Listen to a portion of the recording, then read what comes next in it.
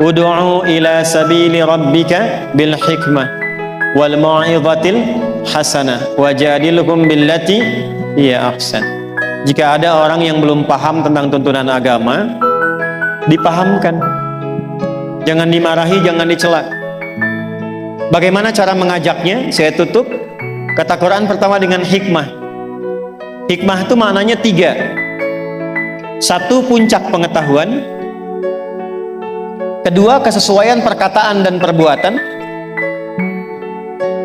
3, kata-kata dan sikap yang lembut dan bijak.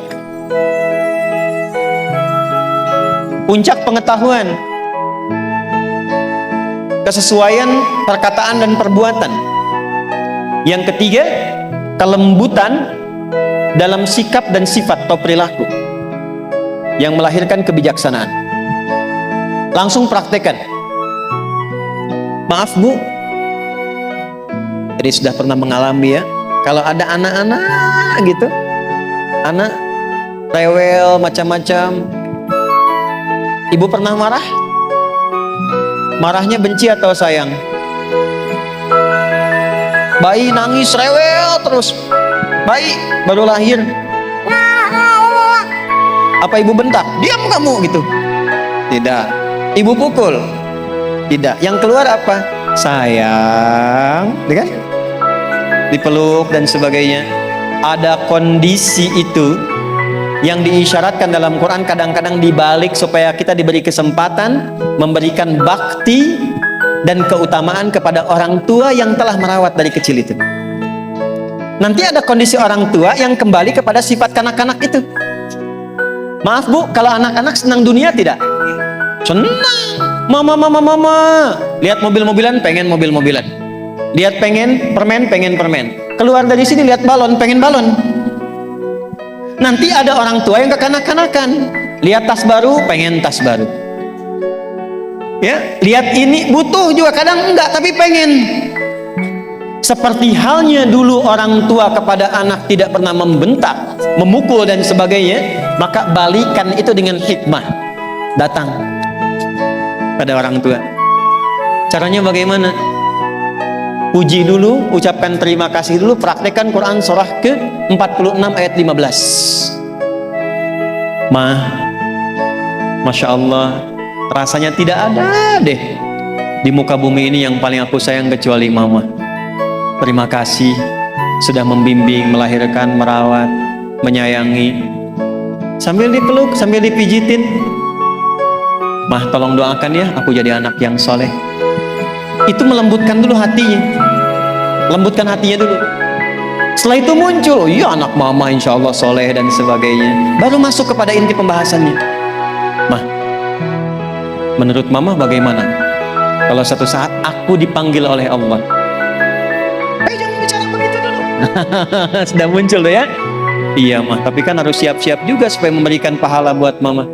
Doakan ya mah, supaya nggak banyak sifat-sifat dunia yang melekat. Aku rajin sholat, semua yang ada dunia berkah sifatnya. Pelan-pelan dulu. Nanti kalau sudah masuk ini, baru masuk kepada yang lainnya. Aduh malu mah, ini ada motor belum pernah dipakai ke taklim, belum pernah dipakai untuk sholat, belum pernah dipakai mengantar ke masjid. Doakan ya mah supaya berkah. Masuk dari kita pribadi dulu. Biasanya kalau sudah seperti itu, maka seketika akan menjadi cermin yang menyadarkan dan tanpa diminta langsung diperbaiki. Tanpa diminta langsung diperbaiki. Saya tutup dengan contoh singkat dan cepat. Saya pertama datang ke Indonesia, lalu mengasuh pondok pesantren di Jakarta. Saya nggak perlu sebutkan namanya. Di tempat itu banyak pejabat Bu. Qadarullah ada masjidnya. Pejabat ini rata-rata baru selesai masa pekerjaannya, pensiun lah istilahnya. Tapi rata-rata terkena post power syndrome. Jadi kalau di kantornya pejabat, di masjid pengen menjabat juga, pengen jadi imam. Lalu berselisihlah rata-rata mereka itu, pokoknya pengen jadi imam, sementara bacaan belum memenuhi. Saya bilang begini, saya tes dulu Pak, untuk jadi imam itu bacaannya mesti benar. Jawabannya hebat. Justru Ustadz ketika menjadi imam itu supaya dibenarkan oleh makmum gitu. Bagus Pak, saya kasih Bapak cara supaya Bapak nanti jadi imam lebih hebat lagi. Bapak boleh jadi imam, gak ada masalah. khusus duhur dengan asar dulu. Nanti subuh, maghrib, isya biarkan santai dulu Pak. Dalam masa menunggu itu Bapak setoran ayat yang mau dibaca maghrib. Misal Bapak pengen imam sholat maghrib, silahkan Bapak duhur imam, asar imam. Nanti mau ke maghrib, apa yang mau Bapak baca untuk sholat maghrib Bapak setorkan dulu ke santri. Sementara nunggu setoran biarkan santri jadi imam.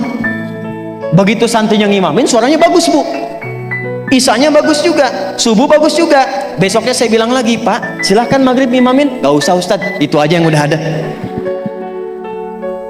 Setelah mereka ada lebih bagus, dan lebih enak, kita naikin. Pak, jadwal isya ya, nggak usah Ustadz. Enggak, Bapak udah bagus bacaannya.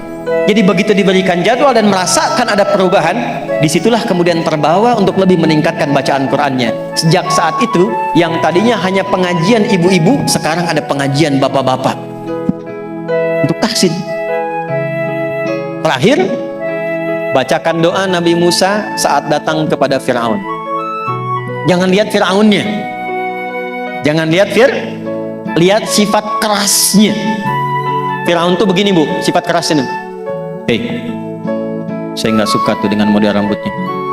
Pisahkan kepala dari badannya. Bukan suruh cukur. Karena itulah di surat Thaha, Nabi Musa diajarkan doa oleh Allah, Rabbi syrahli wa yassirli wahlul uqdatan yafqahu